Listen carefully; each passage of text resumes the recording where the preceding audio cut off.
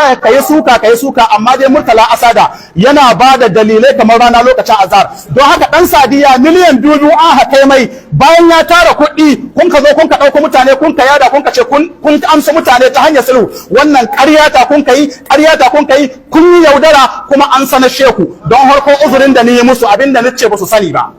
Kun san dalili? Yan uwan yaran sun ka ce to wallahi ranar Laraba sai da mun ka isko su hotel din da sun ka sauka Gusau mun ka hada musu mu biya kuɗin fansa sun ka hada sunan malamin da sun kai yayi magana da su kuma tare da yan kwamiti kuma zan sa sautin su duk duniya ta jiya. An ji kunya ko ba a ji kunya ba?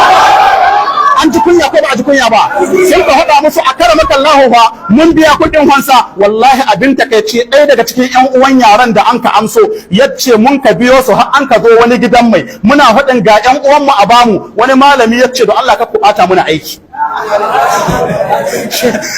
Shegiya nera wato nera ta halaka mutane. Abin da ya kamata ku sani yanzu ba magana aka yan uwan waɗanda aka kashe ba. To shi wannan dan Sadiya da suka cewa sun zo sun yi sulhu da shi ranar Alhamis sun yi magana da shi har ya bada mutum 41 don haka an fara ganin bakin zaren ana yada ma duniya. Wallahi ƙarya sunanta ƙarya. Kusa abin mamaki wallahi ko garin Gusau ba su bari ba sai da ya kai hari ranar Alhamis da an ka amsa mutum 41 da an ka bashi kuɗin fansa. Ko Gusau ba su bari ba sai da sai da ya kai hari. A ina ya kai hari? Wani gari da ake kira Kanwa. Kun san abin da ya faru ranar Alhamis din da suka ce sun yi sulhu da shi ran nan ya kai hari garin Kanwa. Mutanen Kanwa suna ji na bayan ya kai hari garin Kanwa ya dauki mutum 27 suna can hannu nai.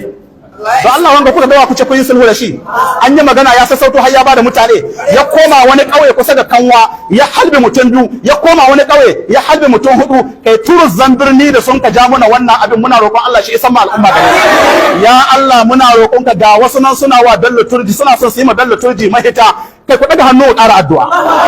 ya Allah muna roƙonka duk wanda ka sanya wa Bello Turji mahita Allah duk inda yake Allah ka tona mai asiri